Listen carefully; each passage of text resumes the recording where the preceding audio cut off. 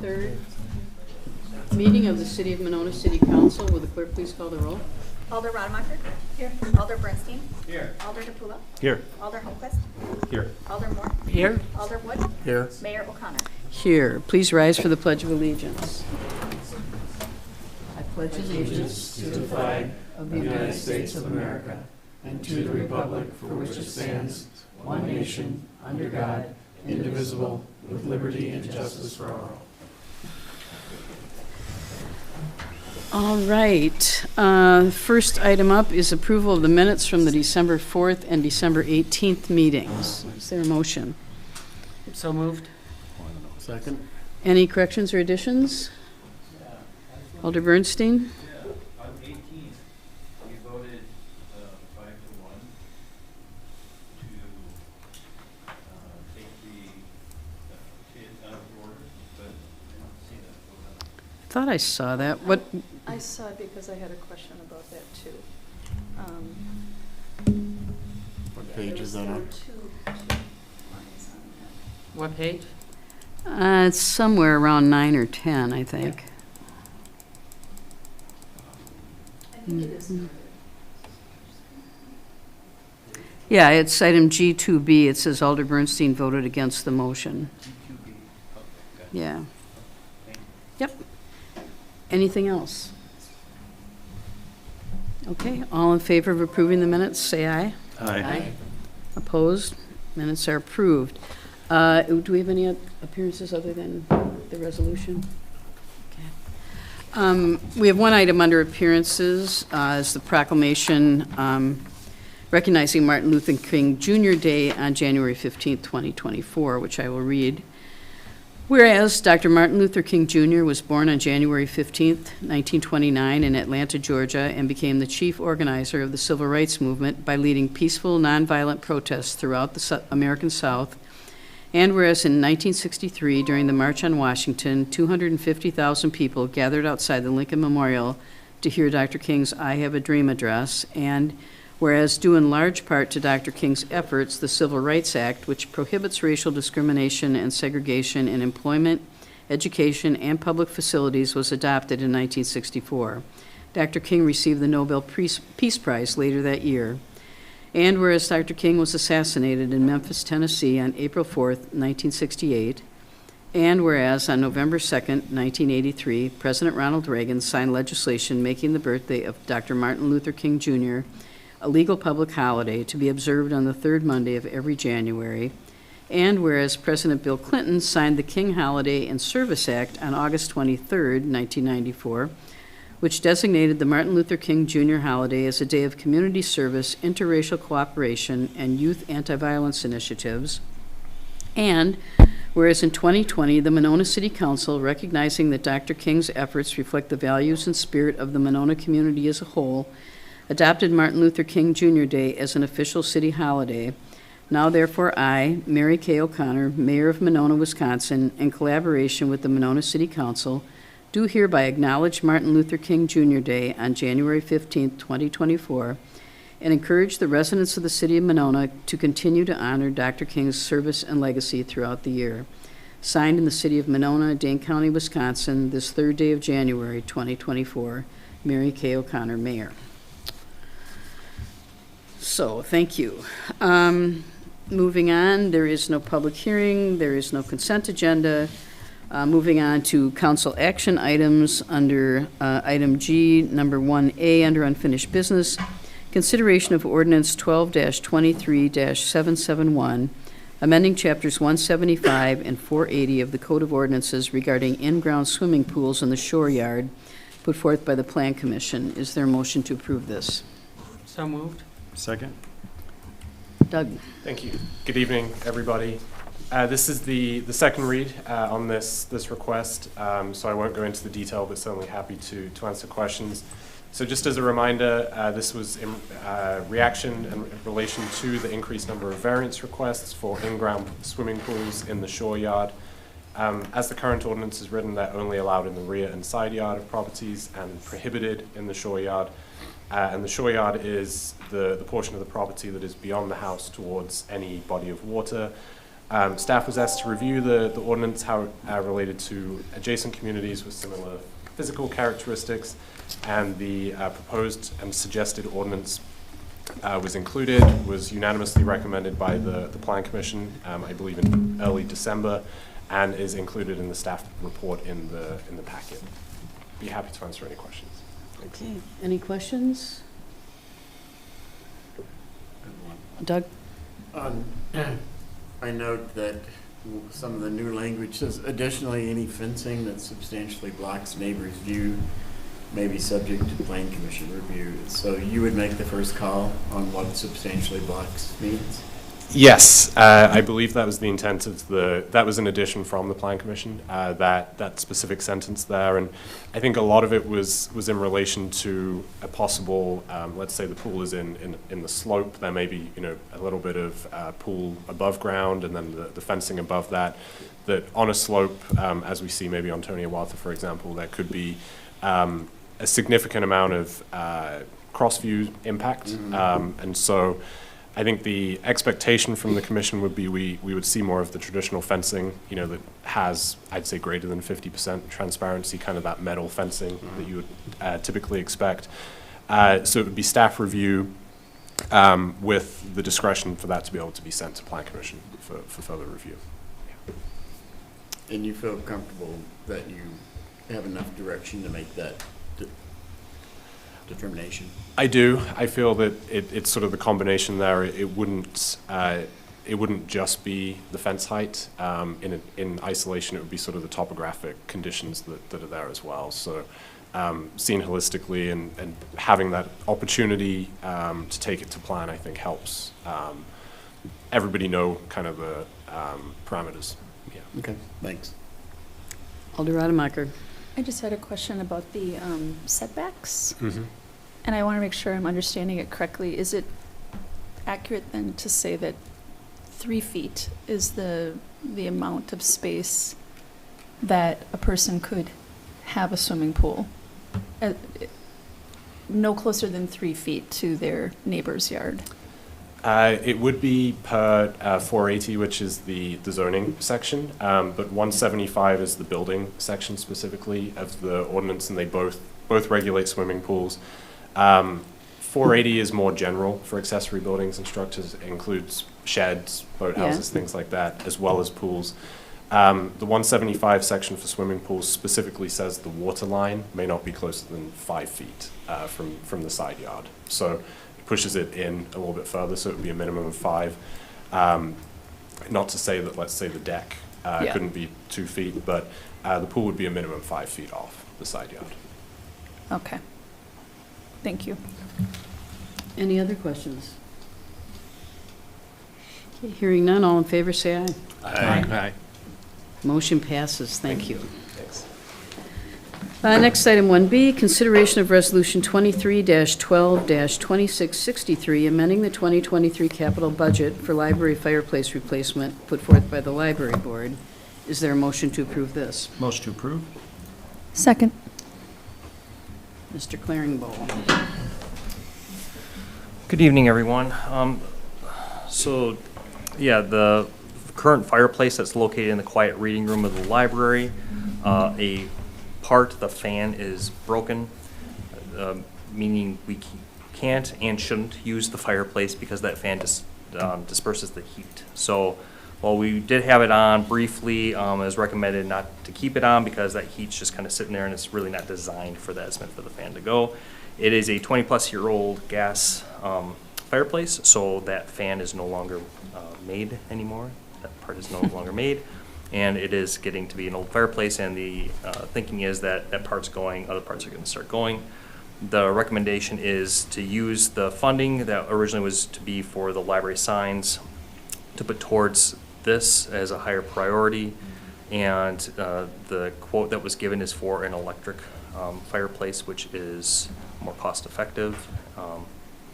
And having a conversation with Alder Bernstein, I can say anecdotally, also I would say trending that way in places I've gone to, though I do know that some people prefer a gas fireplace over electric fireplace. But yeah, the quote that we received for it was, I believe around 12,000, 13,000, and a gas one was around $10,000 to $12,000 more, is the one that I saw.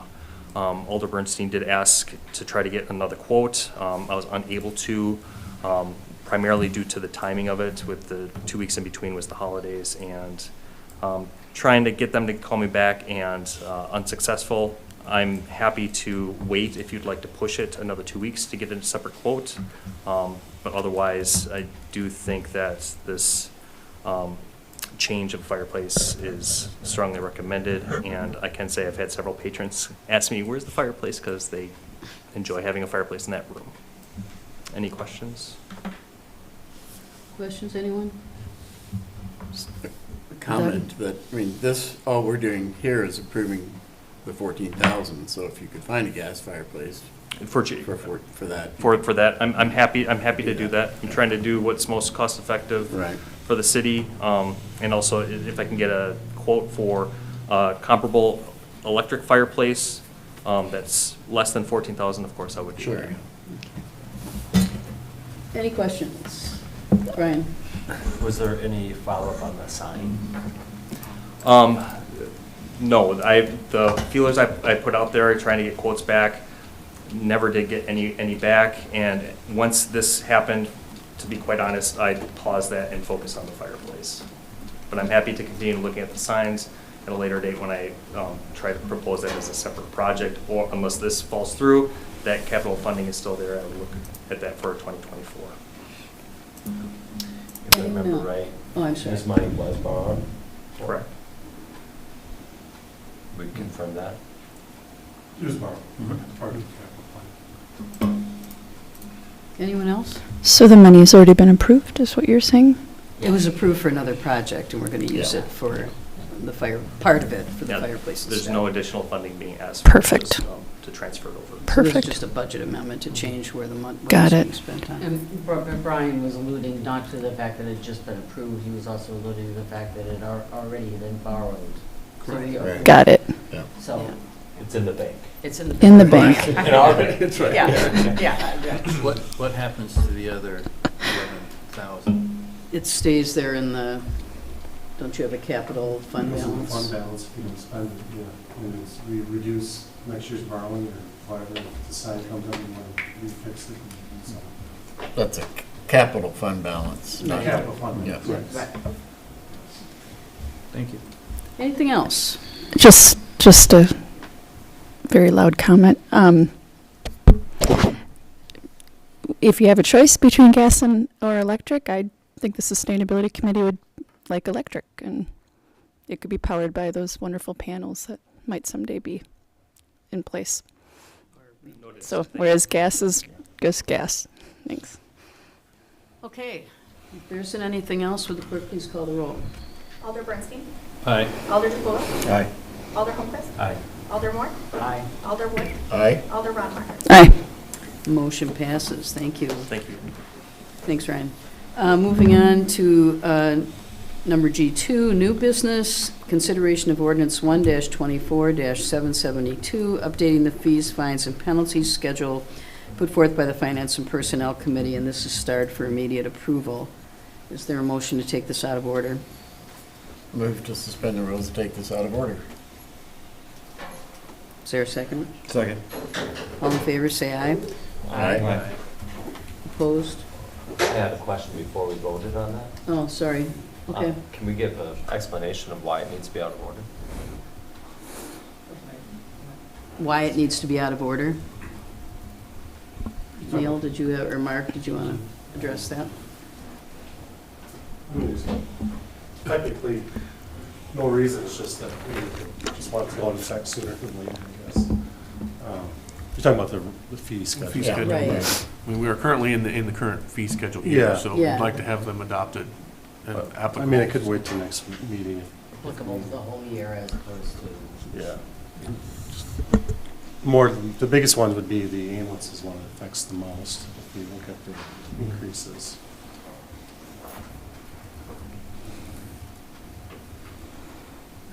So we had already voted on it, is that, I didn't vote, but I did. did you want to register a vote, or? Sure, I'll vote nay. Okay, It still passed. Okay. Is there a motion to approve? Move approval. Second. Mark, did you, or who's going to address this?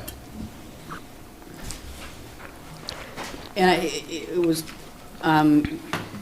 we discussed this a little bit during Finance and Personnel where this was approved. This, the documents you have today are only the segments that have been, of the fee schedule that have been changed. Yeah, so it's only been some, Entire thing, so. only been some, there's only a couple changes, but either some bigger ones. A couple changes in the commercial additions and alternative zoning verification letter, a little bit of an increase up there. The one you just talked about, the swimming pool permit fees, that was just approved, so that's the 50 and the 150 in the ground. So that was the change. Another one is the athletic rentals, so the baseball diamonds, Wisco football fields, and lining and prep. There's park department increased fees on those.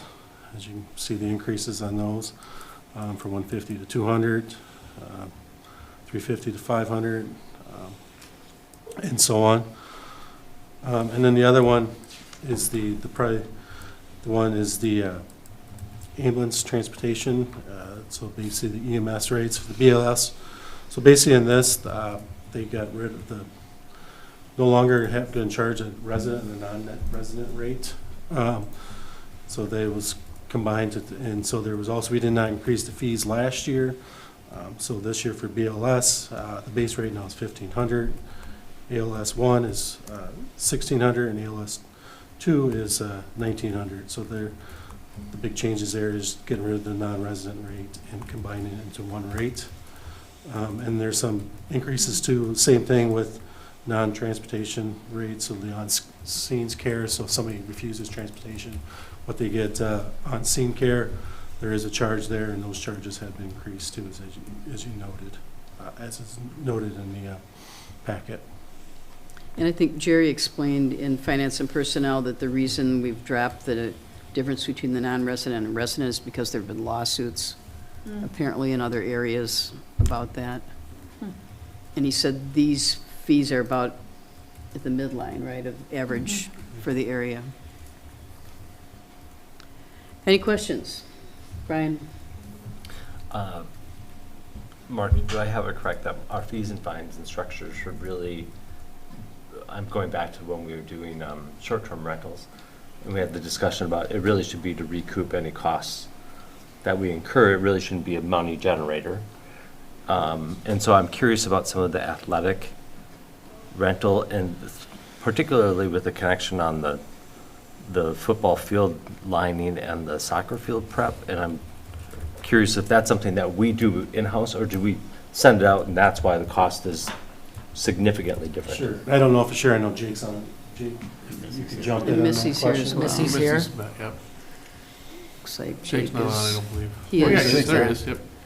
He just unmuted himself, too. There he goes, there he is. Hi, Jake. Hey there. Buddy? Hello.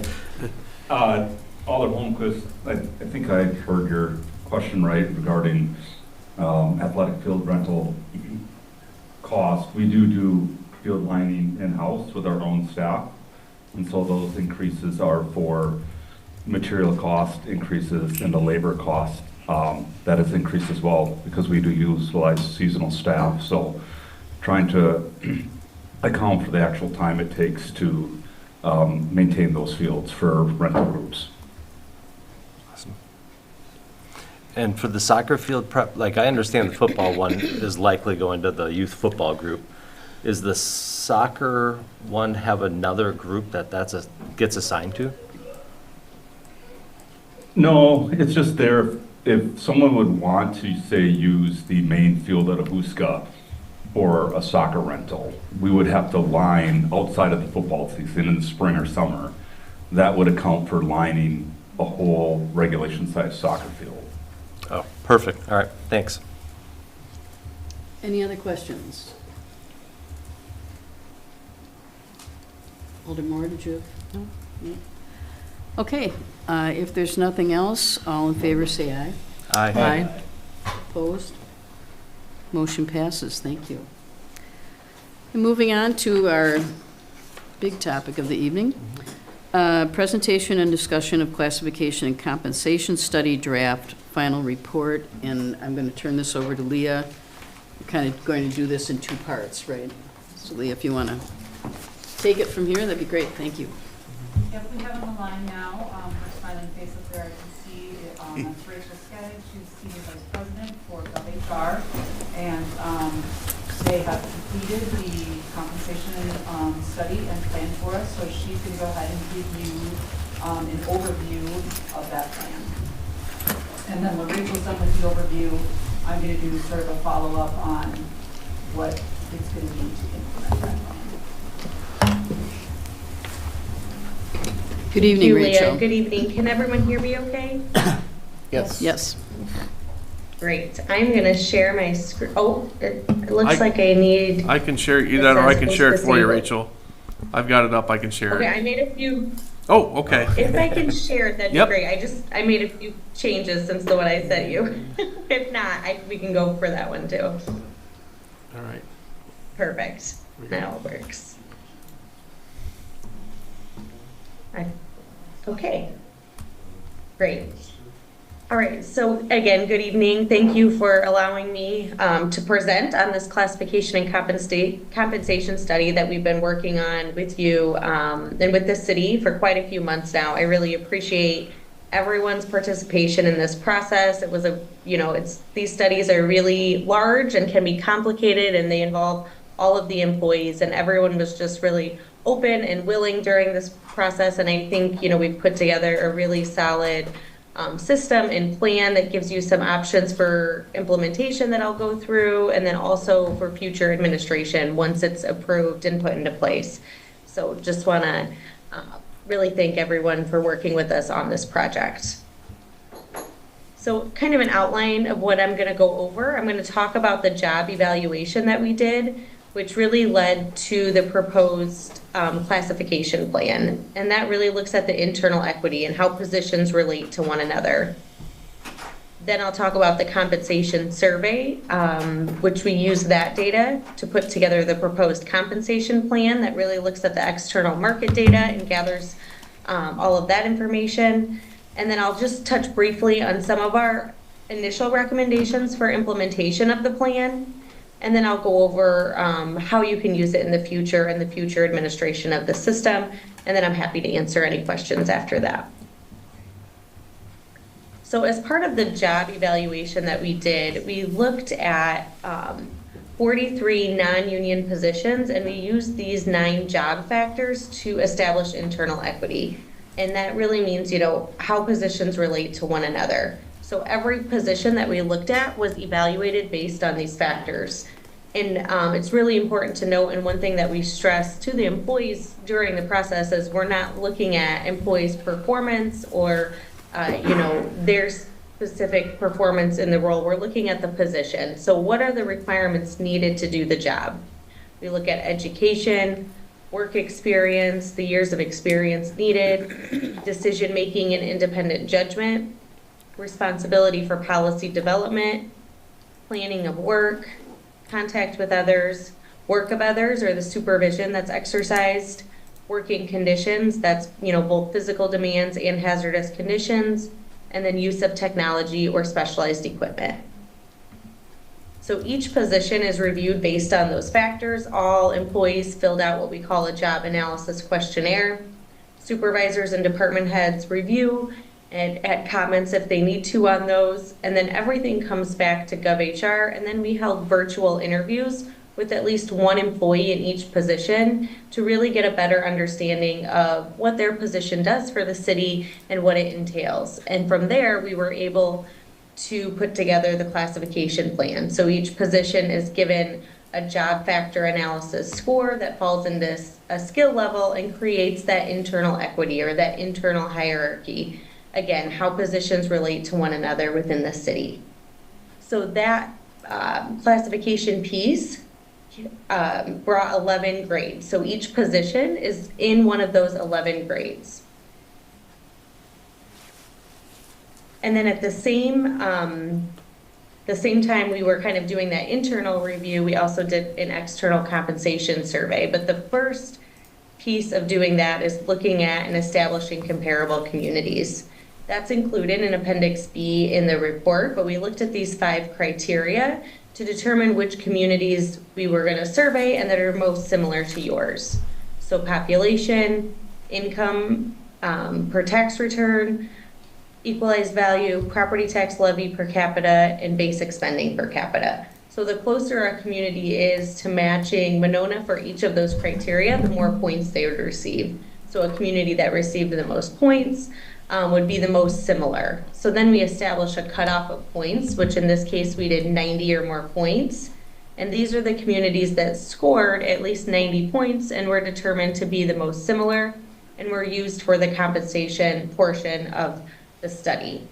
You'll also see a bunch of communities with asterisks next to them, and those are the ones that responded to the salary survey or supplied us with a copy of their compensation plan.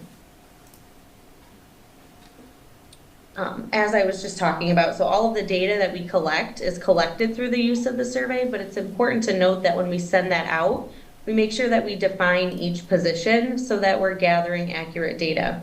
We know that oftentimes, different communities might call positions, or they might have a different position title, but they're doing similar work. So we always make sure that we define the position so that when another community is filling it out, they might say, oh, we have that position, but we call it this, and they still give us that data. We also review all of the data to make sure that it's appropriate for the position surveyed.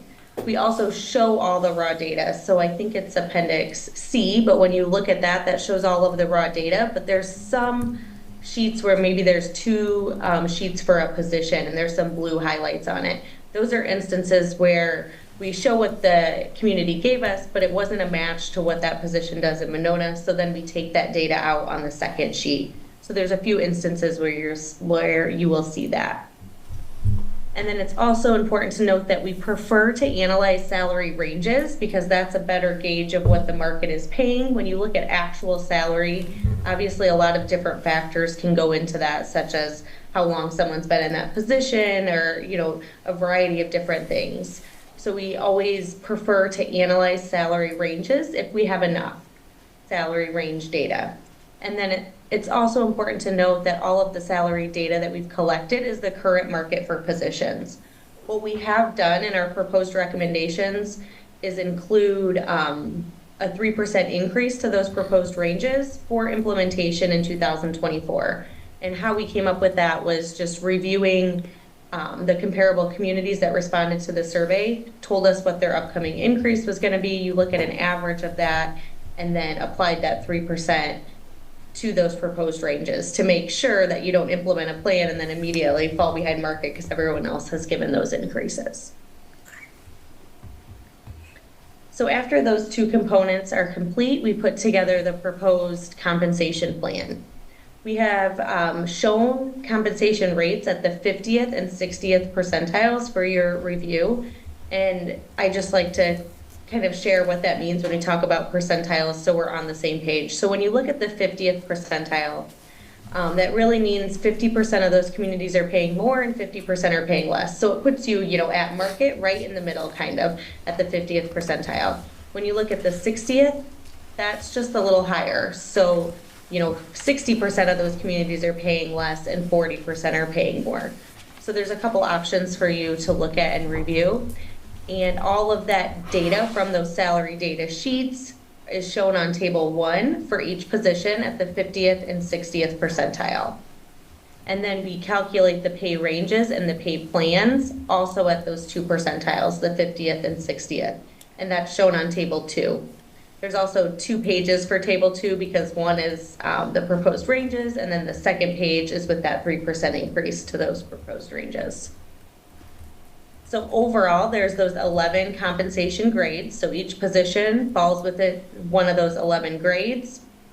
And then they're further broken down into pay bands. And all those pay bands really reflect is what we see in the market for those positions. So there's 4 pay bands, grades 1 and 2, grades 3 through 6, grades 7 through 10, and then grade 11. From there, we put together a consistent range spread and gradation for each grade and each band. So all grades have a 35% range spread from the minimum to the maximum. So for someone to, if you hire someone at the minimum of the range, that range goes up 35% to the maximum. And then each band has a gradation. And all gradation is really just the difference between one grade to the next within a pay band. And that is just used to, one, make sure we're consistent with the market, and then two, to also make sure we avoid any compression issues. You never want grades to be less than 5%. And this worked out really well because each band has a 7% gradation. So to get from grade 1 to 2, there's 7% difference. Grades 3 through 6 also have a 7% gradation, and then grades 7 through 10. So once the pay plan is put into place, there's kind of 3 priority things that we say when you look at implementation. The first one is anyone who is below the minimum should be raised to the minimum of the range for their position as soon as possible. There are some positions that fall below that. I'm sure Leah's going to maybe touch on that a little bit later, but that's always our primary recommendation, is anyone that's below the minimum should be brought to that minimum of the range as soon as possible. Anyone whose present compensation is within the range for their classification can be slotted into the new pay plan at their current rate, and then they have that opportunity to grow within the new range.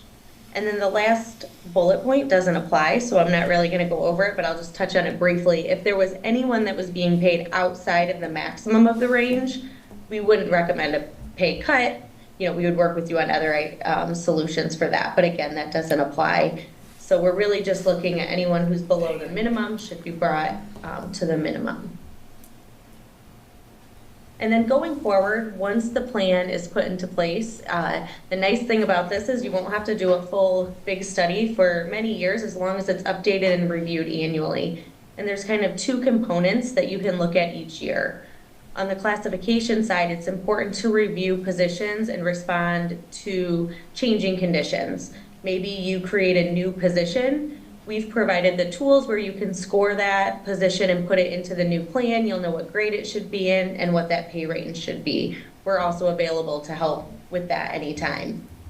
Or maybe there's a position that has taken on more responsibilities or more duties, and you want to rescore that position to make sure they're still within the right grade. So it's important just to be aware of any changing positions and update those as needed. So you can create, adjust, or abolish positions as needed.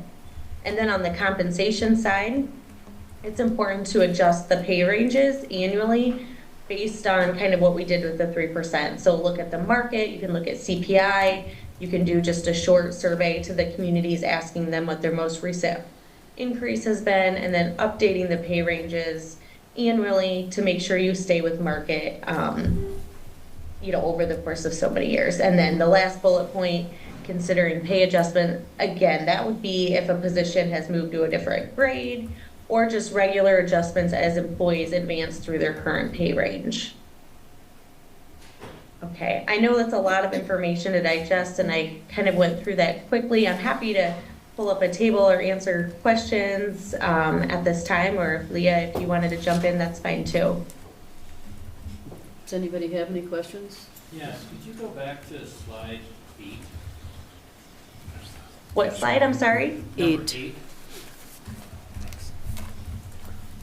What was that? Number 8. One more. Yeah. 8? Yeah, that's it. Okay, yes. So I'm looking at compensation rates, pay ranges, pay plans, compensation grades, ranges. Mm-hmm. I'm not quite sure how they differ, to be honest with you. Thank you. Yeah.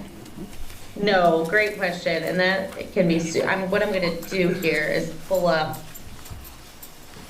a table. So when we talk about compensation rates on that slide, we're talking about the external data from, oh, hang on, let me share my screen here.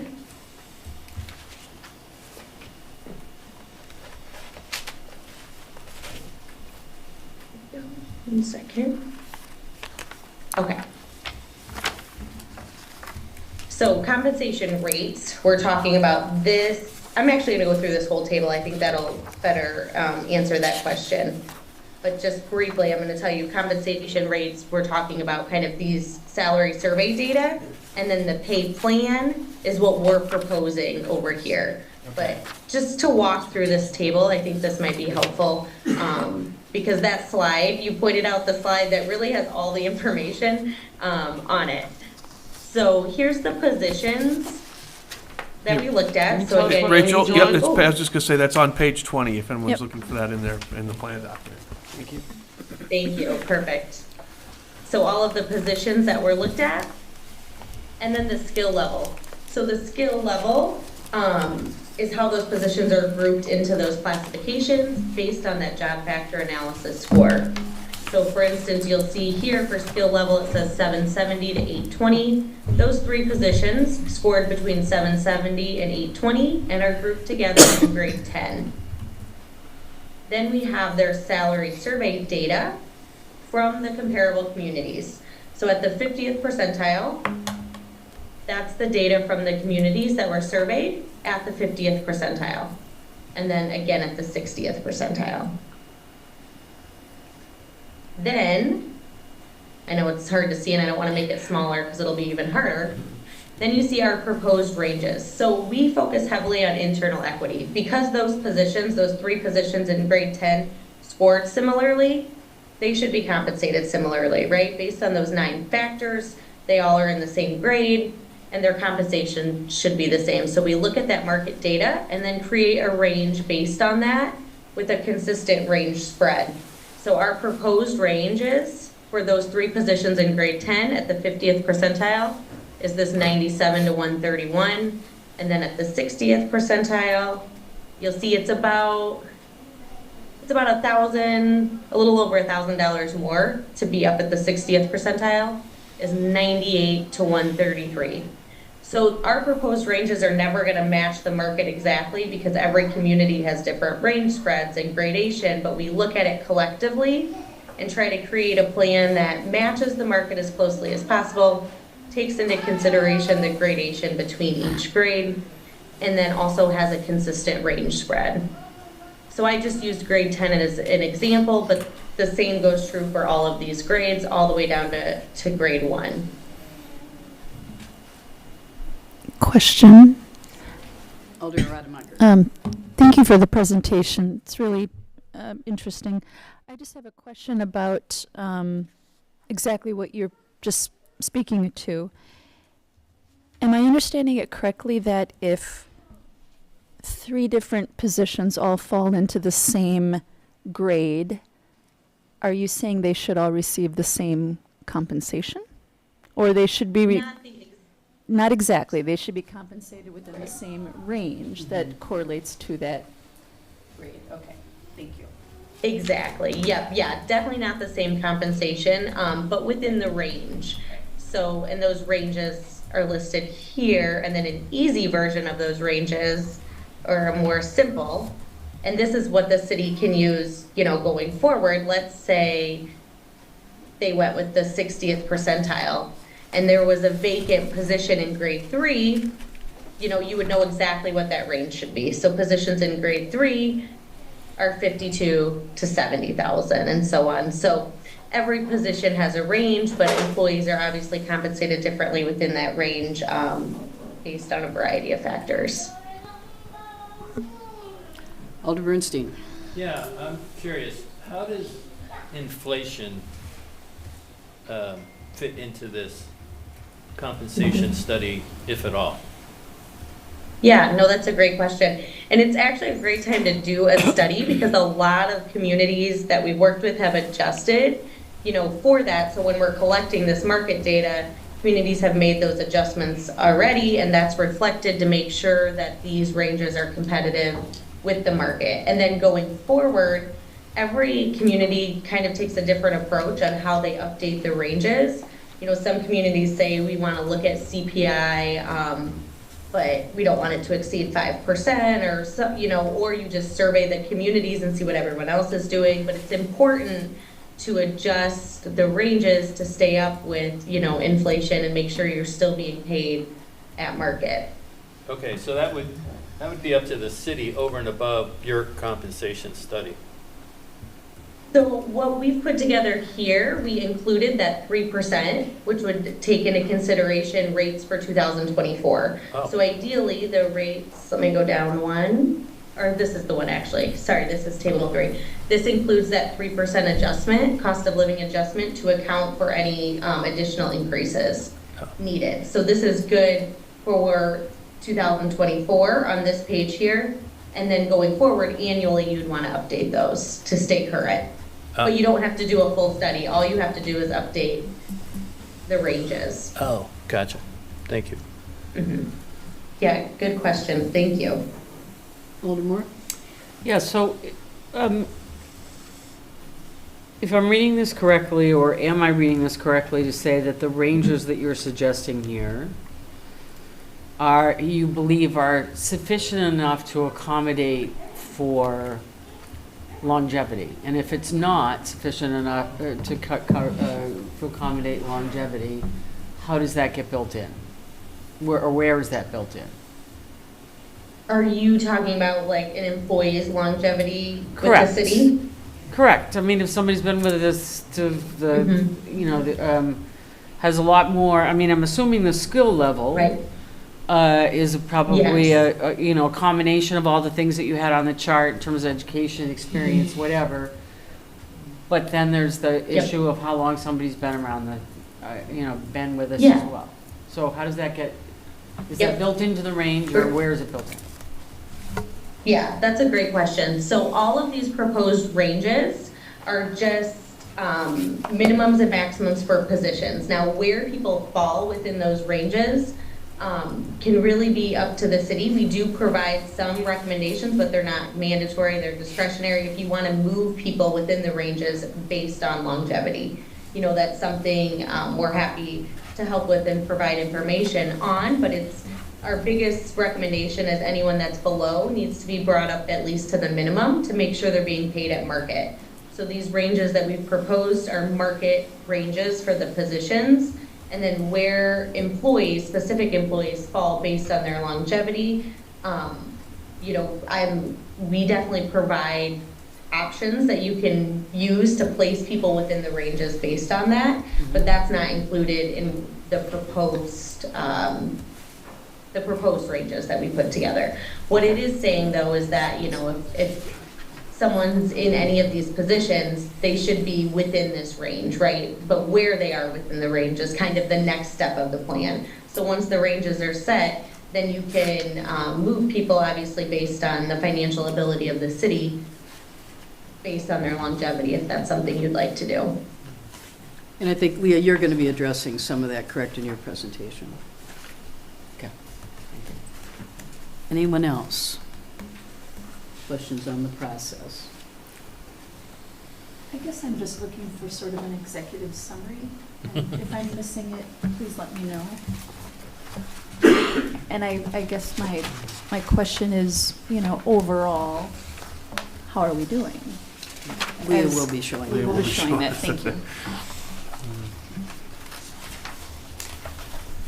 This part of the presentation is kind of how Got it. we did it, and Thank you. then Leah will be talking about what the impact is, what it looks like for us. Anyone else? And certainly, if you have more Rick, okay. Yeah, can we get a copy of the PowerPoint and this report digitally? Thanks. Anyone else? Just a comment that this is really helpful. It's we've always struggled with that, how to compare positions between communities, because they don't always match up, and to have a sort of scientific way of deriving the ranges is great, really helpful. There's a lot of work went into this. Yeah. Thank you. Yeah. Yes, thank you. And again, I would appreciate, like I said before, the employees and the staff that really helped, and hopefully it's something you can use for a long time And you won't have to do a full study. So thank you very much. Thank you. Leah? Thank you, Rachel. Okay, so owner Rob Mocker asked, how are we doing? This is the part where I show you how we're doing. Neil has my PowerPoint there. It's not working here. All Hold I on. see is a bunch of Packers. Bunch of home Packer stuff. Hold on. That's I know not- how they're doing. It's not the right screen. Let's try that again. Sharing PowerPoint. Leah's PowerPoint. Share. There we go. Oh, boy. So this first chart is actually what you just saw. So probably don't need to share that. This is the compensation grid, the compensation plan itself. Neil, you might be able to read it, but I'm Well, not yeah, sure I anybody else. guess No, so. yeah, So I I'm can. glad that Okay. you got it from Rachel because obviously we can't really see Okay. that. So, Yeah. Neil, if you want to go to the second It is on slide. page 20 Or of your just zoom in. packet, Yeah. right? Oh, is all of this going to be the same that's in the packet? I think so. Hold on. We'll see if we can. So far. I don't know that page, though. I It's on can't. your loan page. This was the page that you just saw with Yep. the ranges Which are 21 and for 22, each I grade think. level. Yep. Okay. So what I've done is I've taken these ranges, which are the recommended ranges from GovHR, and these are the ranges which include the 3% COLA increase that employees received for 2024. And I compared them to employee wages for each position in the study for 2024. So I'll go through those with you by grade. So Neil, if you want to advance, here we have grade 1. Well, let me just It's do a hard to. little. We only get half the screen, so Leah, you have to point and. Yep. Yeah. So what we see here is the blue line on the top, These are separate. These are not in the packet. That was Okay. handed but out. I will send you. Yes. Blue line on the top is the top of the wage Mhm. scale. Top of the range. For this grade. Blue line here is the bottom. Red arrow is the bottom. These are the two positions and where they currently fall with their salaries. Wow. That's how we're doing. Yeah. Yeah. I guess for this is the code enforcement officer and library assistant are grade 1. Yeah. These are hourly positions. These are hourly rates that you see because these are both hourly positions. The rest of the positions that you'll see going forward are annual salaries. Okay, grade 2, moving on. The positions in grade 2 looking a little better. Here we have the library information coordinator and our buildings and grounds maintenance position. Both of those are about mid-range.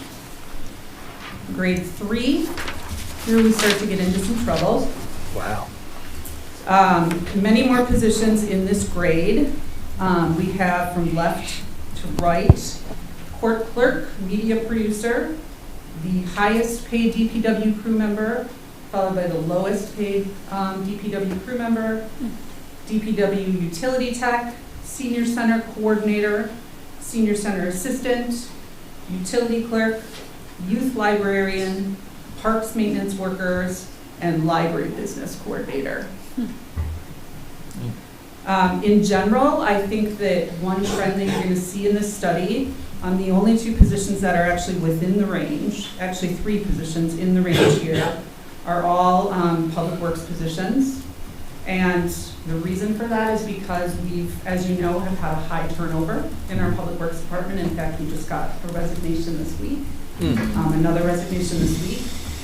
So the more often we have to turn over positions, the more often we actually have to adjust those positions for market rate. Which means that those new employees are much more closer to market than existing positions. Okay, grade 4 is next. Here we have library circulation supervisor, DPW utility foreman, again in the range, library adult services coordinator, and library tech services coordinator. I would say our library positions across the board were under market. Grade 5, DPW mechanic is the only person in this range. Grade 6, We have our DPW program manager, our library youth services coordinator, police detective, and recreation supervisor. Now, police detective is actually a unionized position, and this plan does not include the unionized positions. The salaries and wages for all of our unionized positions are bargained, and we have labor agreements for all of those. The detective in here, though, sort of illustrates as a whole, and I think because those positions are collectively bargained, our public safety positions are generally within the ranges.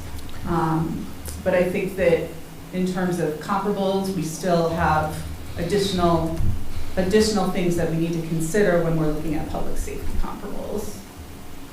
Can you, Lee, can you go over, what are those 4 positions again? I can't read it from here. The DPW program manager, that is our stormwater specialist and our project manager.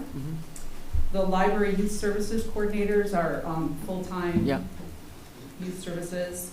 And then the recreation supervisor, we have several of those positions. Those are full-time positions in our recreation department. I guess I'm kind of surprised. I mean, I have to say, I'm kind of, I mean, I understand having just listened to her presentation, but I'm just kind of surprised because those seem so disparate from one another in terms of what they would entail. It's hard for me to. Yeah, and I can comment, and the methodology is certainly, obviously, certain positions have significantly more supervision than other positions, so they would score higher on that. But then the flip side of that, there may be a higher level of technical expertise required for a position with no supervisory position.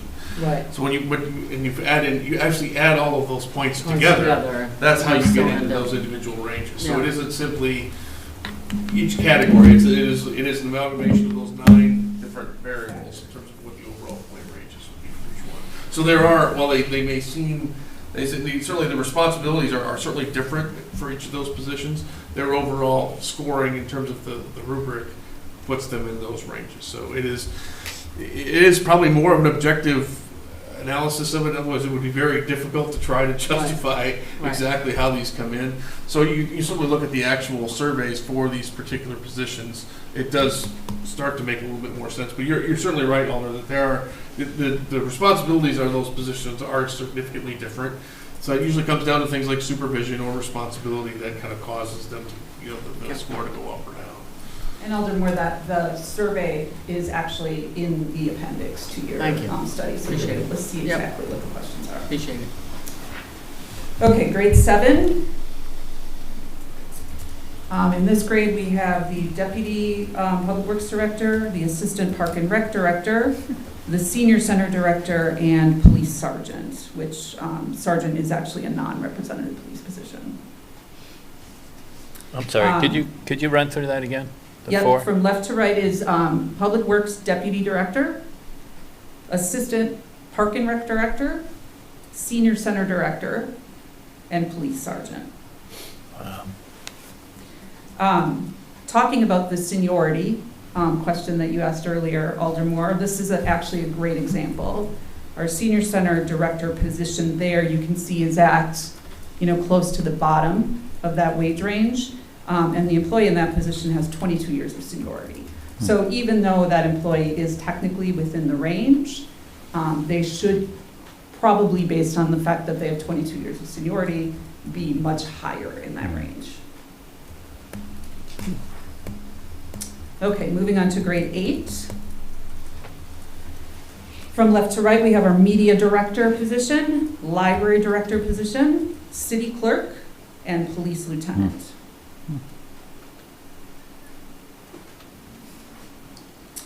Moving on to grade 9, Assistant Police Chief, Finance Director, Parks and Rec Director, Admin Services Director, and Director of Planning and Community Development.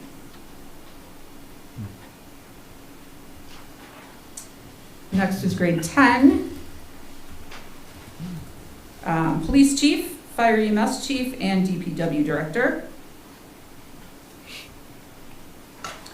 And then grade 11 is City Administrator.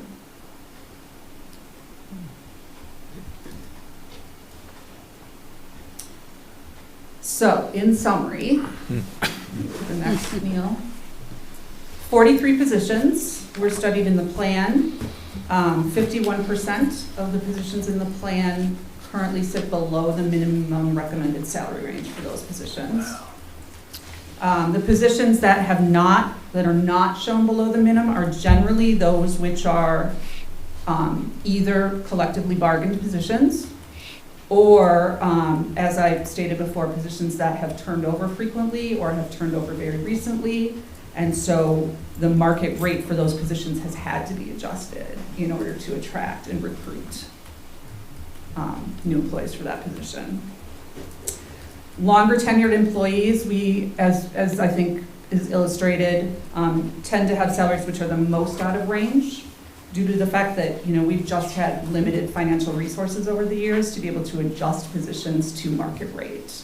So if you have an employee who's been in a position for many, many years and is only getting a COLA increase every year, that position is never being adjusted based on the market. Okay, now comes the fun part. What is it going to cost to implement this? So the first recommendation to bring all staff who are currently below the minimum range for their position up to the minimum range. At 50% of the market, that cost is $247,000. That's just based on 24 wages. So if we were to implement this in 2025, those numbers would change a little bit, but this is based on what we know now. And at 60% of the market, the number's $295,000. All of the charts that you saw were done with the 60% of the market numbers. The reason that we feel pretty strongly that we need to be using those numbers is you saw the communities that are comparable communities, and those were chosen very deliberately, but we're also in the Dane County market, and we're competing with, directly competing with communities that aren't necessarily considered our direct comps based on those, but we are competing with them for employees nonetheless. So it seems to justify that we probably need to be a little bit above market rate in order to compete with those. Second recommendation out of the study was that to address that seniority problem, we could add a one-time additional adjustment for employees with tenure who are at the bottom, so 10% or below of the range for their position. So that would be like the senior center director position I showed you. They recommended, for instance, 3 to 7 years of seniority if they're at the bottom, an additional 1%, 8 to 14 years, an additional 2%, and 15 plus years, an additional 3%. And that would just be a one-time adjustment at the time of implementation of the plan. Cost to do that is another $22,700. So just to get all employees below up and to adjust those with seniority who are at the bottom end of the range at the 60% market rate is a cost of $317,700. And then in addition to that, we would also need to consider not just COLA adjustments, across the board adjustments every year, but we need to start budgeting for market wage adjustments as necessary so that we don't get back into this problem again, and that we can continue to adjust those employees that are still maybe within the range, but maybe not where they should be in the range. Keep adjusting them so that they can get to their really appropriate place that they need to be on the range. Any questions?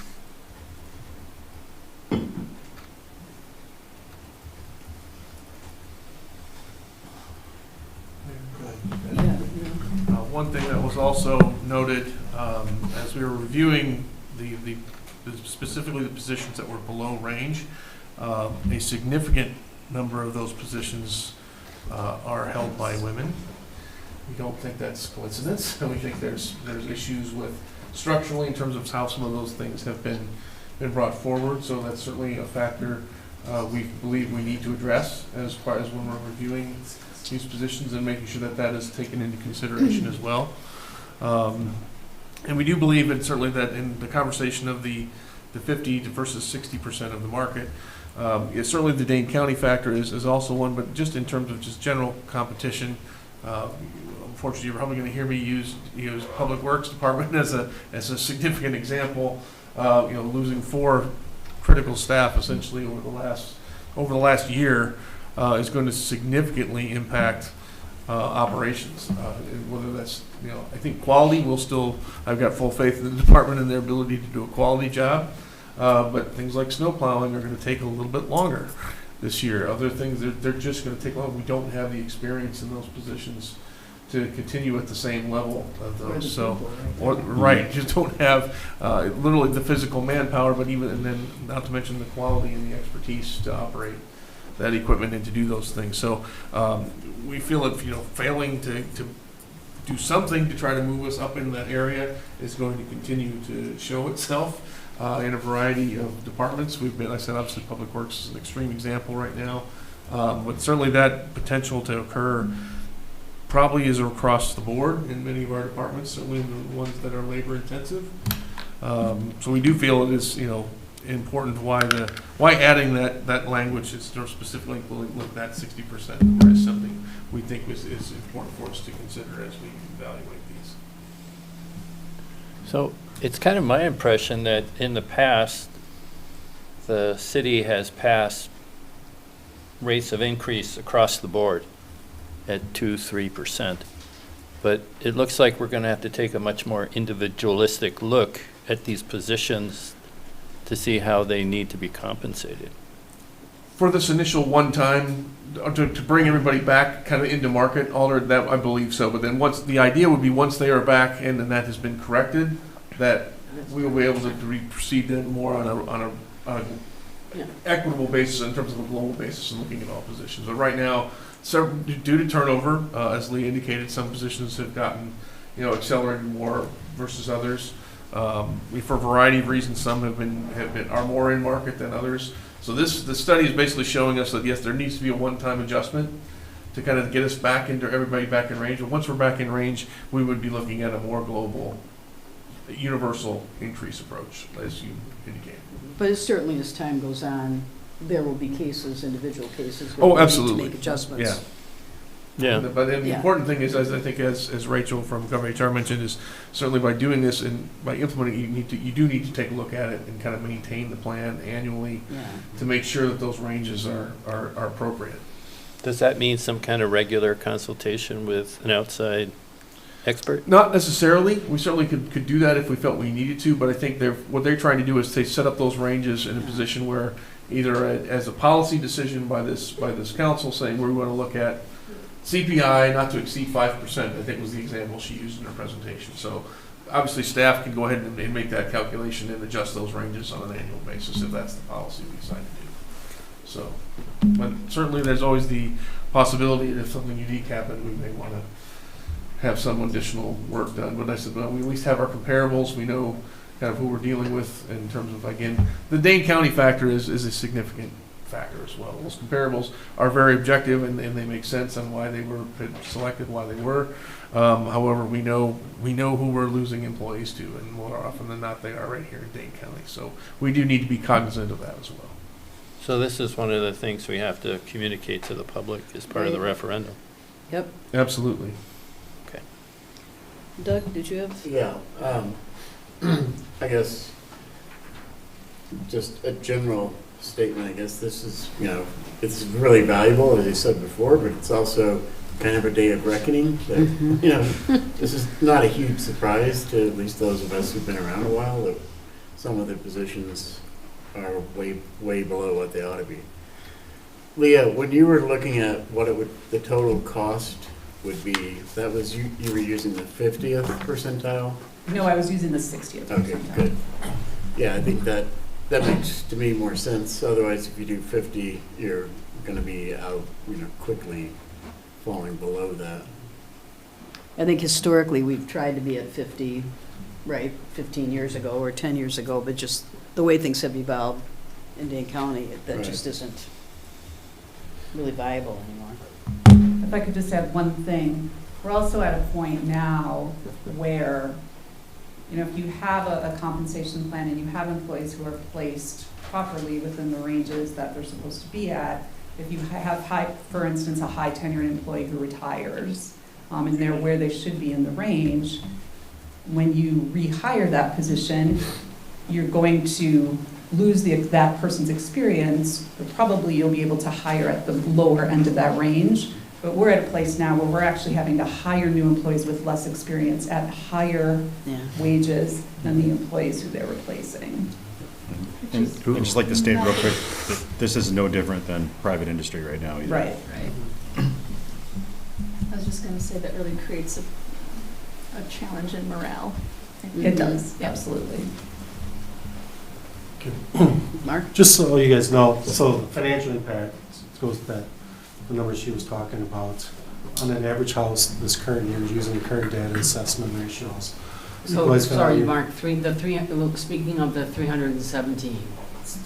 Yeah, yeah. Right, because it should, I mean, there were numbers and there were a number of numbers up there. I just want to make sure that when you're giving it to us, you're giving it to us at that higher number. Yeah, the 317, what that costs on an average was, using the current data, the current assessment values and all that stuff, $74 per an average home, that's what that, 317. Roughly, I rounded it 318, but $74. So I have this sheet here. That's so- just for the comp plan. Are Yeah. you, do you want to hand, are you going to hand So, those I out, don't or? know if somebody else- We got two extra, Mark, you need them.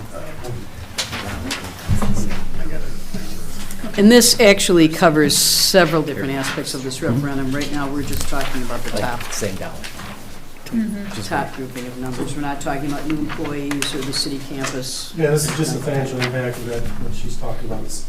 I just threw this together, so I didn't get a chance to kind of have it there before. So the comp plan is $74. Garbage we took off, used fund balance the first year and put it in there, would be about $47. Current employee increase, that'd be a COLA increase, includes all the employees. That'd be $82. Non-personnel cost, roughly $82. IT is not just like just our regular, there's a lot of subscription increases, a lot of change in the IT work with the cloud stuff. That's about $35. So the subtotal is $320 roughly is what it would be. I mean, we'll true these numbers up, but this is a good estimate on an average house. And the new employee stuff, we'll talk about that in the future, in the next meeting. But, so that's where that stands, if you have a question how that all fit into the big picture.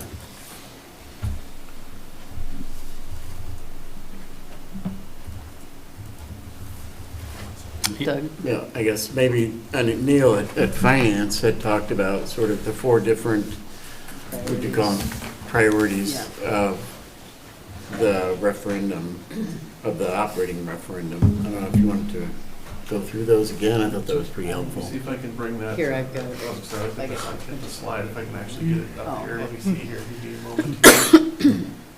Can't see my cursor on my screen. That's kind of a problem. Well, I guess I'll just do it verbally here. Maybe you see the sheet here. There's essentially four key areas that we're looking at in terms of funding in the future that we figured we needed to kind of have some sort of prioritization of maybe what some of those categories of funding might be. For So, operating. for operating specifically.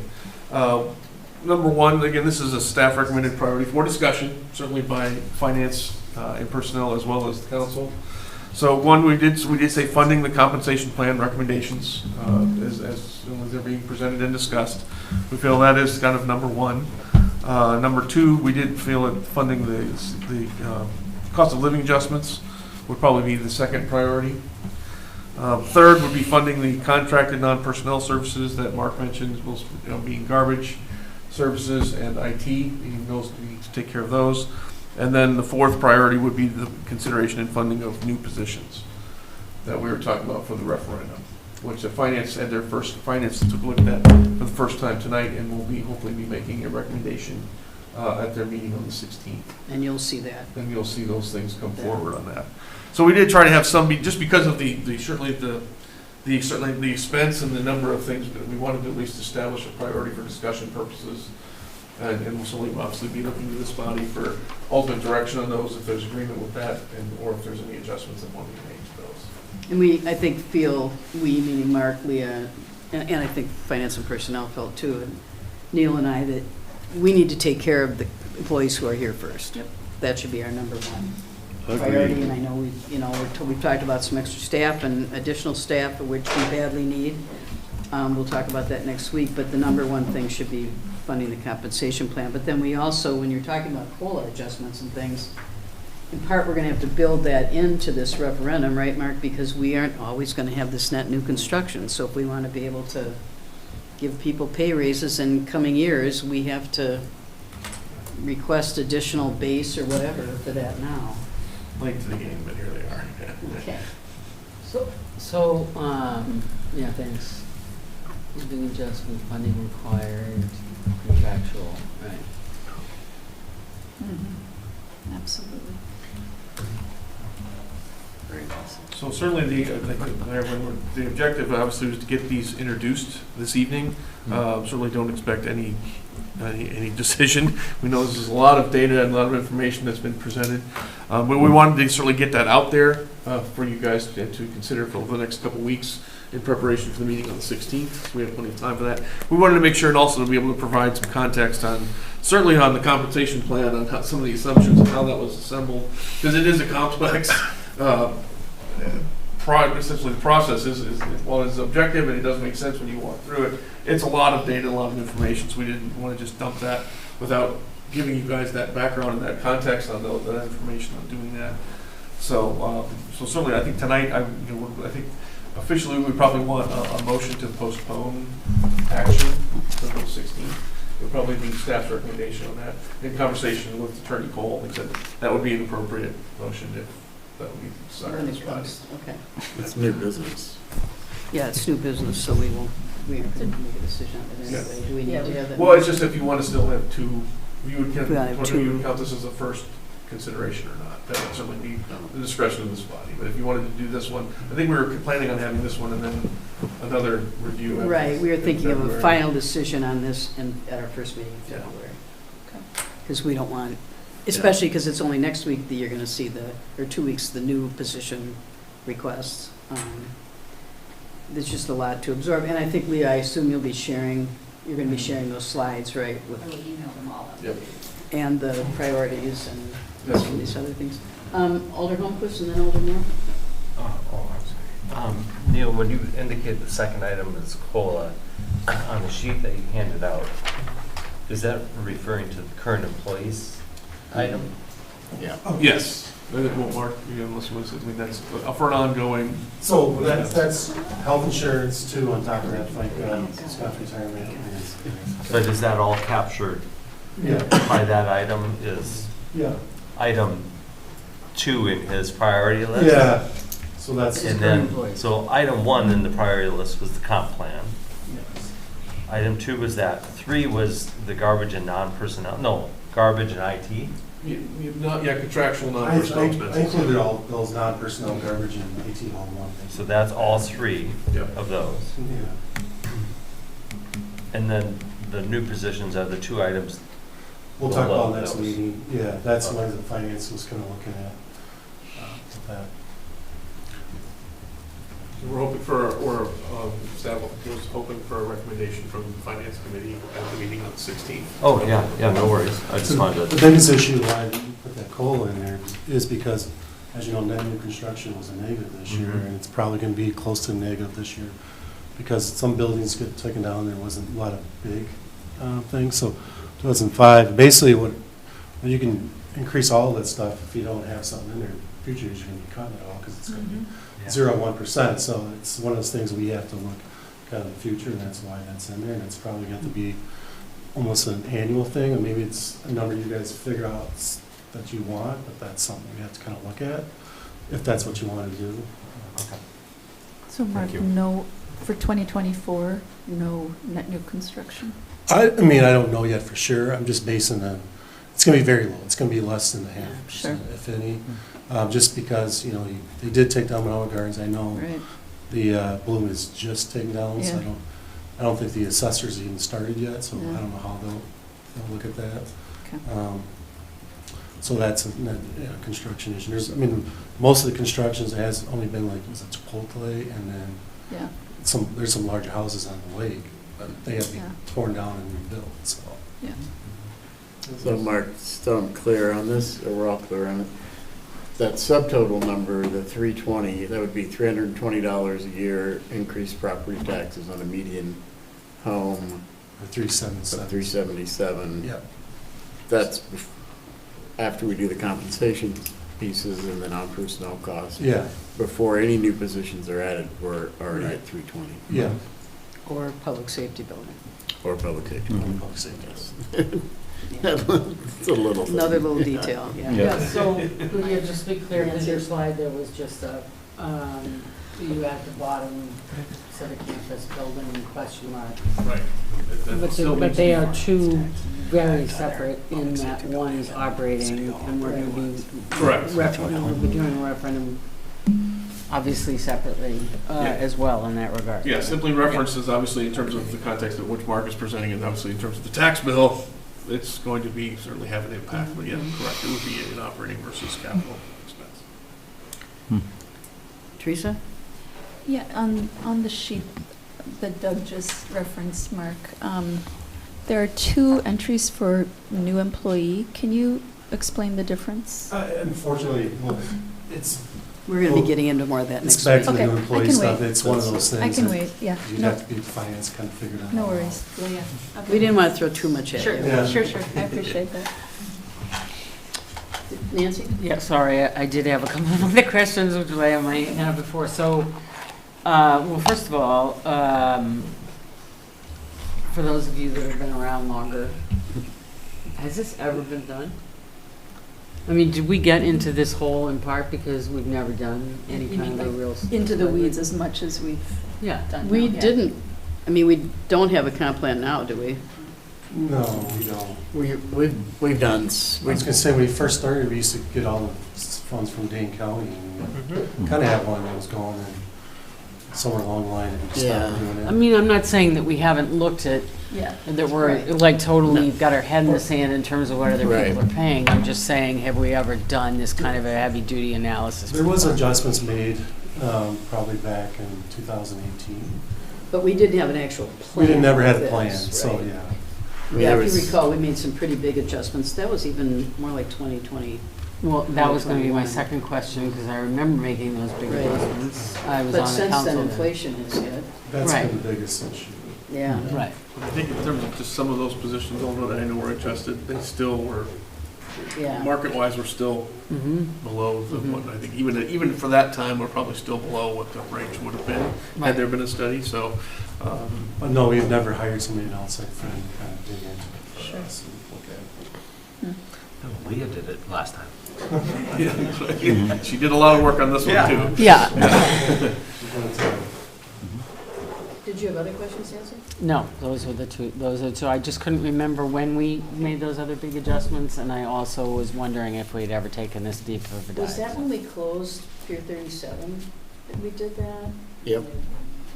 I think so. Yeah. That's when we hired like an extra police officer and Yeah. another public works person and a parks person. But it hasn't been that long. I think it's like 3-4 years max. But it wasn't an overall adjustment for everybody Yeah. either. Right. I think when Bob Miller was mayor, we made a fairly concerted effort with our own staff to do that, a comparison of quite a few positions, but it didn't get into anywhere near this detail in breaking jobs down by duties and responsibilities, and so that you could actually compare them, across communities. So, It wasn't scientific. I No. guess it's- Any other questions?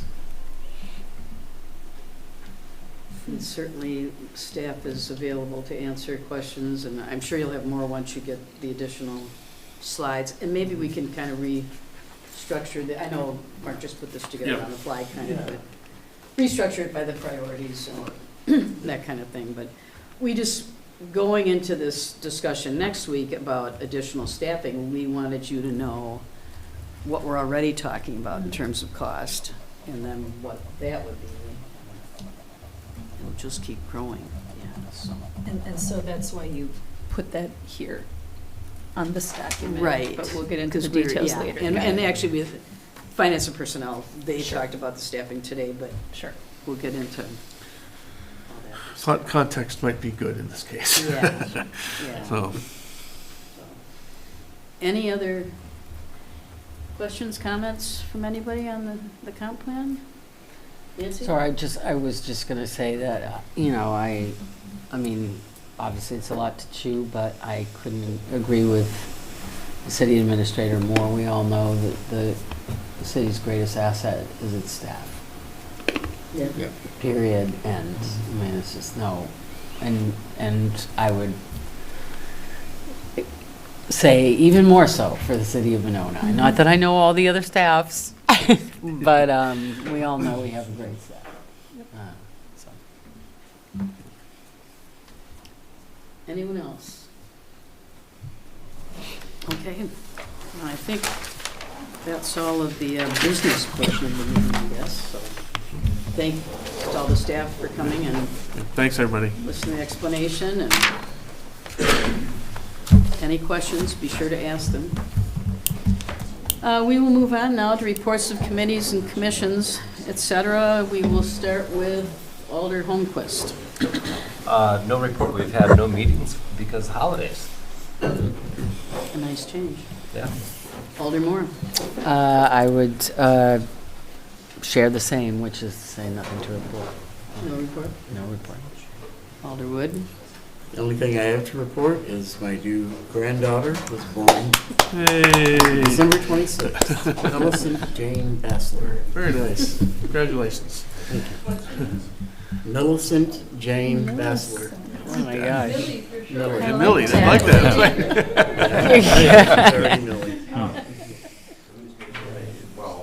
Alder Rademacher. I'm sorry to keep us longer than we have to be here, but I do have some reports.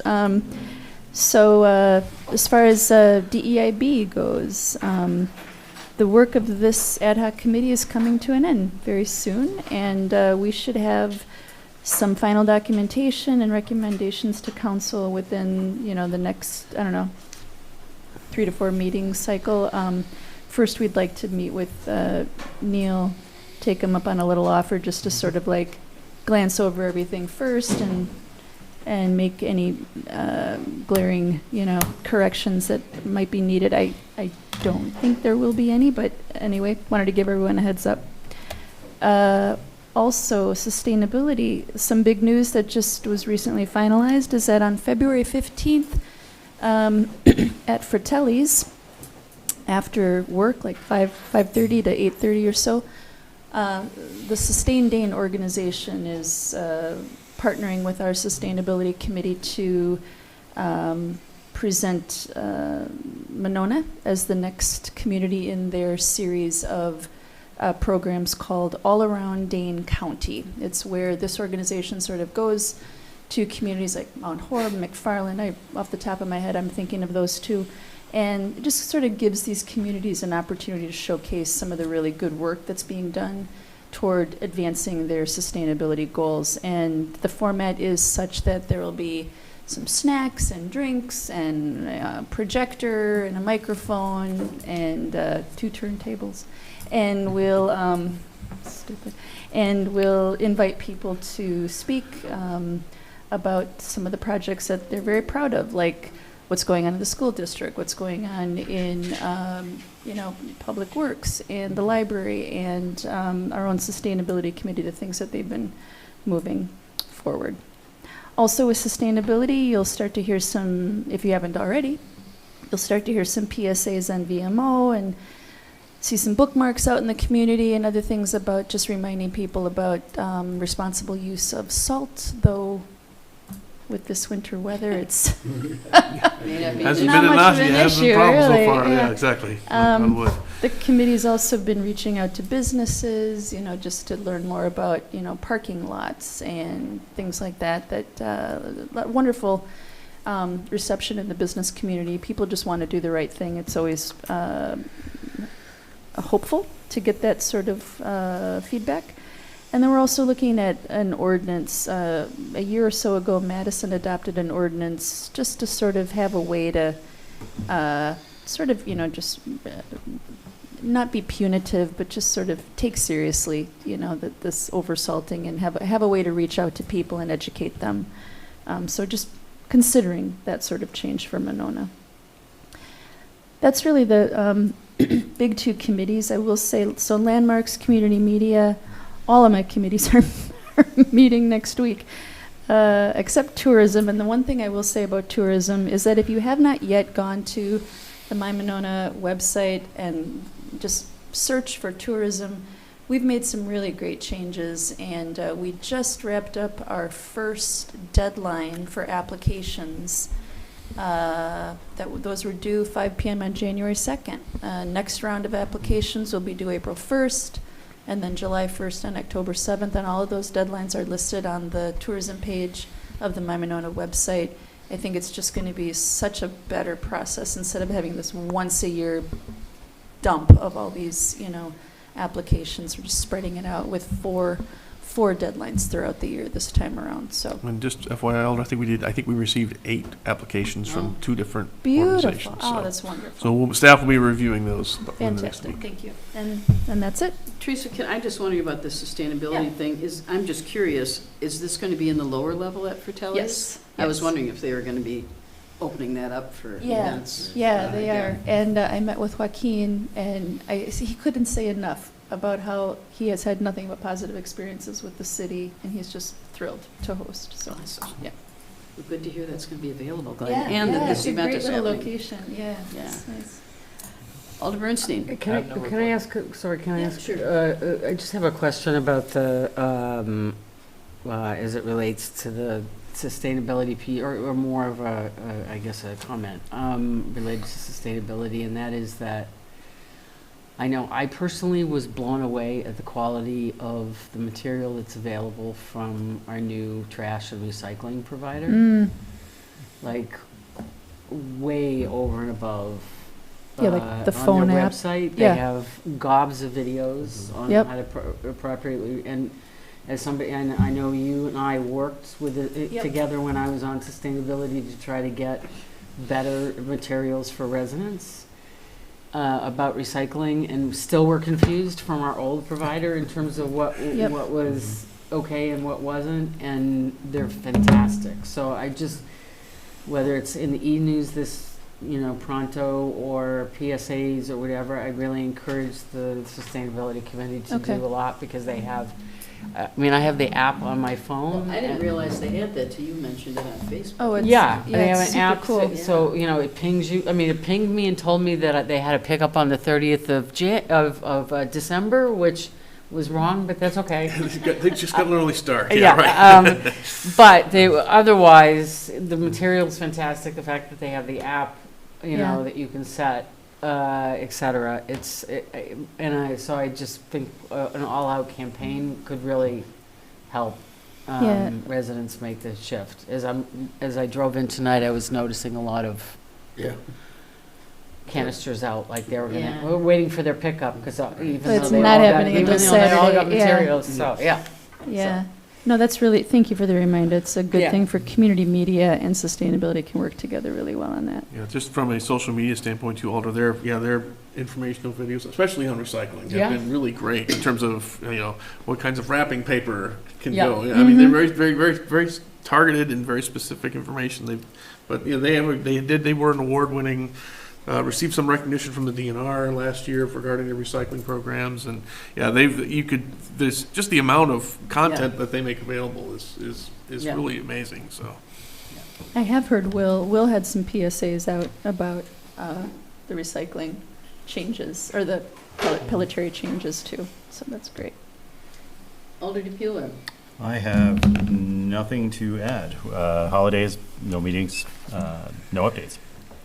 And I neglected to ask about DEI and sustainability efforts first. I occasionally do that. So does anybody have any diversity other than what Teresa already Yeah. said, efforts to report. I just applaud our city administrator for pointing out when we were in the middle of talking about salary adjustments, that this Yeah. is really an equity issue also, and thank you for pointing out that many of those lower paying positions are held by women. It was pretty hard to ignore.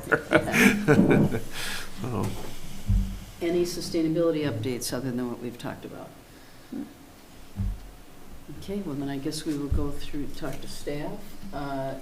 Chief, I'll get to you in just a moment. City Clerk, did you have a somewhat of an update for us on? Yeah, we did receive 7 papers, so we're most likely going to have a primary. We're just finalizing them up, so we should know by Friday, And the primary is what, the third Tuesday of February? February 20th. Okay. How much does that cost the city to run a primary election? I would have to get back to you on I mean, that. we're talking like tens of thousands? No. But we Okay, have to pay salary, we have to pay for ballots. sure. I would have to That's do okay. some Yeah, research. I'm just, yeah, that's okay. Probably depends on how many many offices are.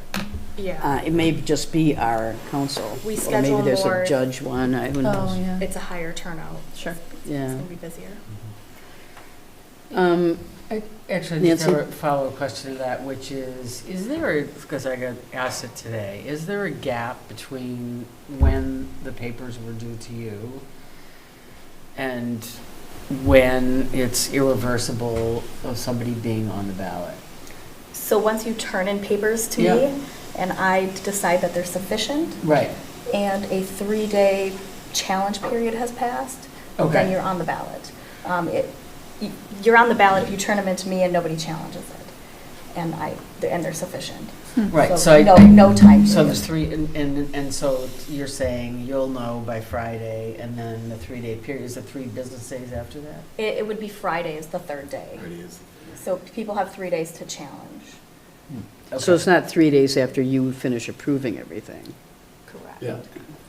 So, Yeah, I was looking at them on yesterday. Yeah. On yesterday. Teresa? what would be an example of a challenge?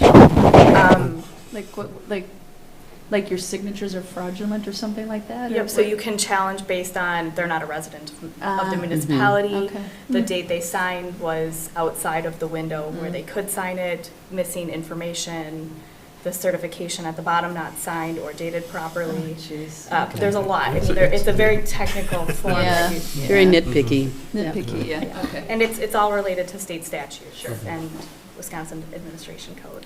Okay. And are people notified about the fact that there'll be a primary before that window? The people who've submitted papers? Yeah, I mean, I guess I'm just saying, if I was somebody who decided to run, and then all of a sudden, because, I mean, not that they didn't know that there isn't a possibility for primary, but at least in my years in Monona, I don't think we've ever had one. And so, I could see somebody not wanting to work that hard.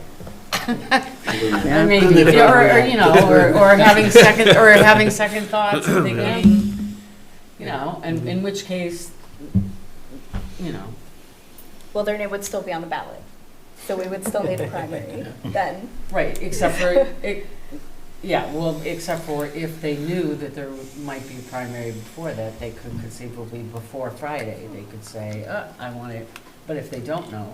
No, because they turned it in. They've already turned the papers. So the only way is somebody challenges it and the papers aren't sufficient. If they are sufficient. got it. It's too late. They're on, yep. Yeah. Oh, so you can't pull your, You can't pull your own. Okay. No. You can't. I'm challenging Brian's, just for fun. No. Is that You state could law? like triangulate, like you challenge Brian challenge me. Yeah, right. Once it's submitted, it's submitted. It's finalized. Yeah. So it can only be reversed if the papers aren't sufficient. So it doesn't allow for the provision of you pulling back your own paper. Yeah. That just Good to seems know. a little bit awkward, that seems a little weird to me. Yeah. That's why I was wondering if it was a state law. that somebody couldn't do that. Because I could see scenarios where it's for health reasons or other reasons why somebody would. Well, the first time Brian and I ran, 2 people withdrew in February, Yeah. but their names are still on the ballot. Yep. Well, when I ran the first time, there was someone on the ballot that didn't run, chose not Right, to. but But that she was didn't also announce she later. wasn't running. But that was also much later in Yeah. the process, Yeah. so I was just thinking maybe there was a window earlier in the process where if the ballots weren't printed yet, if somebody wanted to withdraw or had to withdraw You're for some committed. reason, that they could do that and save us all a primary, but I guess not. I think, Chief, did you want to say something?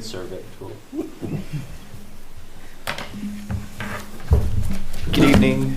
Good evening. First, let me just go back in time a little bit in 2023 and talk about a couple of things that we did, community engagement that we did. So our Santa send-off, surprisingly, well, not surprisingly, I'm just the Grinch sometimes, but there was a good showing of a lot of kids and people that lined up along the route, and it's kind of forcing us to do it again next year, or this year. So And good partners too, Chief, lots of partners too. amazing partners, yeah. So State Patrol and Dane County and Madison Police, their neighborhood officers showed up, and obviously our friends and basement neighbors at the fire department.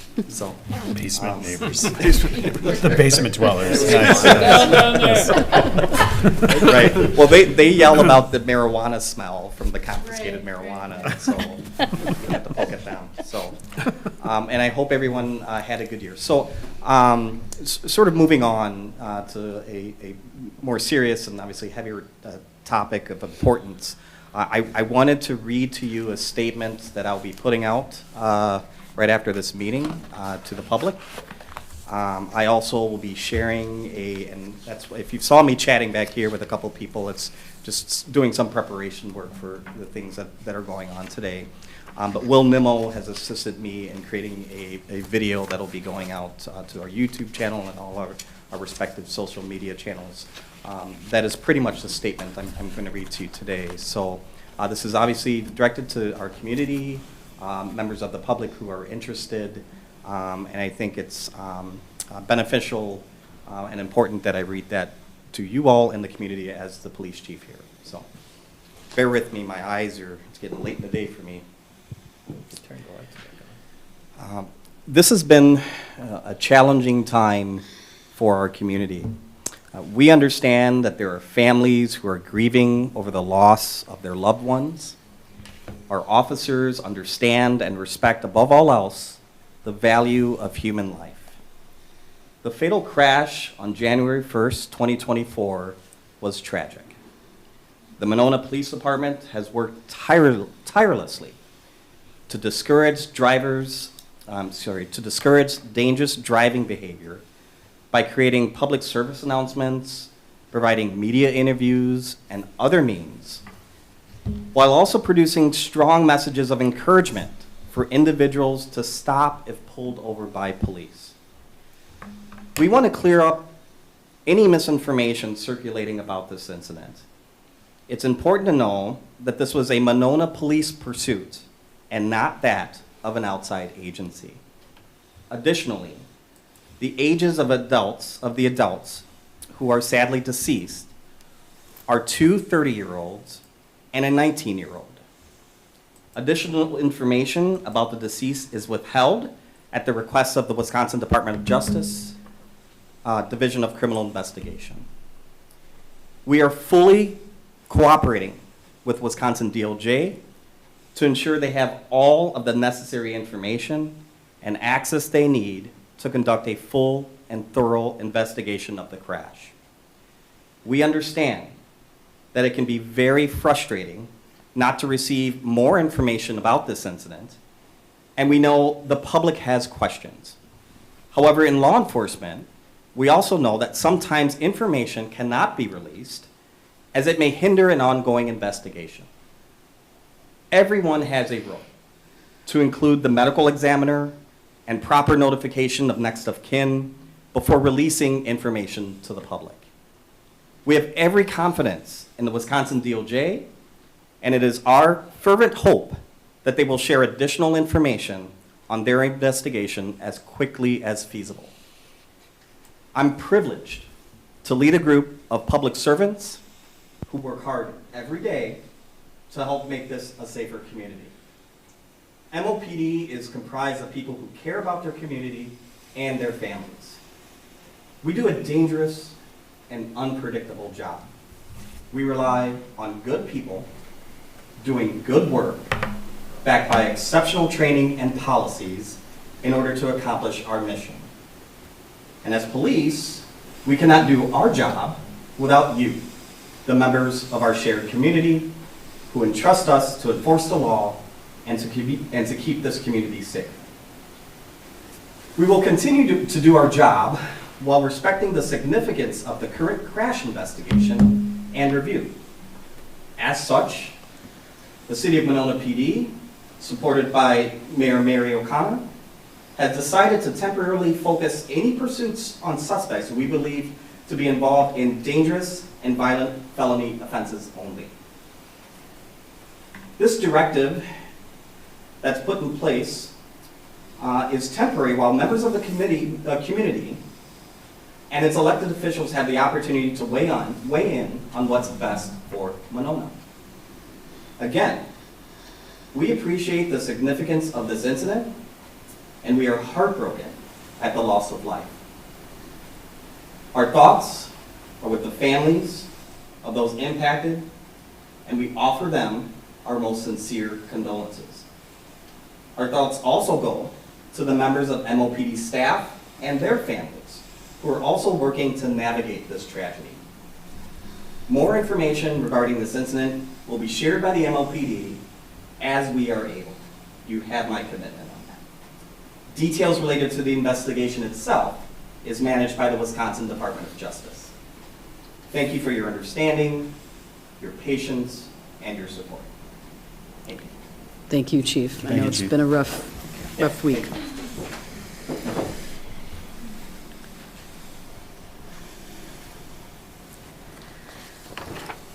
Neil, did you have anything to? Nothing else to report, Mayor. I guess the only thing I would say, obviously our condolences go out to the families of the victims of this incident and our support to our police department members and their families, because a lot of people are hurting right now.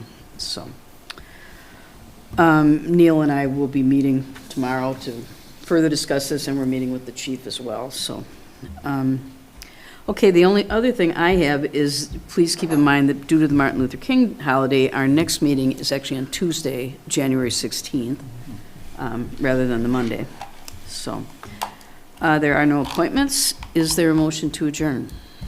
Move to adjourn. Second. All in favor, say aye. Aye. We are adjourned. Thank you. Will the McFarland, chief, or shall I?